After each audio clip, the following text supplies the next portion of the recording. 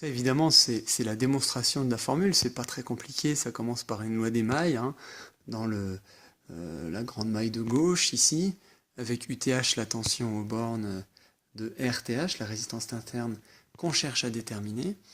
Voilà, en remplaçant le I ensuite, on arrive à cette formule ici, RTH. Alors, si on l'applique à notre cas, notre résistance de charge RC, ben, c'est 1000. La différence entre ETH et UABC, ben, c'était à peu près 0,4-0,5 volts, et UABC, on avait 9,6, 9,7. Donc si on fait ce calcul, on tombe environ sur 50 ohms de résistance interne. Et effectivement, la sortie du GBF, hein, si vous regardez bien, c'est une sortie classique, hein, standard, on voit c'est marqué ici, c'est une sortie en 50 ohms. D'accord? Donc c'est la valeur de cette résistance interne. Voilà.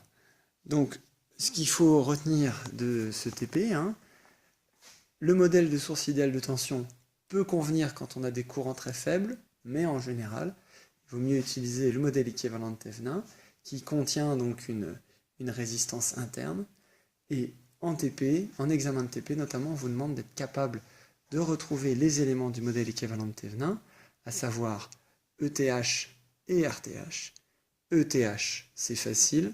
Je prends le voltmètre, je mets rien d'autre, je n'ai pas de courant, donc je mesure directement ETH, 50% du travail de faire, j'ai trouvé ETH.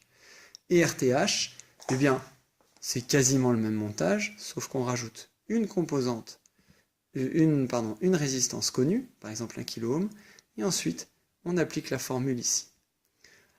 Formule qu'on peut retenir par cœur ou dont on peut retenir la démonstration qui est quand même pas compliquée, quoi. Il y a deux lois. D'accord? Et une fois qu'on a RTH et ETH expérimentalement, on a déterminé complètement le modèle équivalent de Thevenin de notre source. Voilà.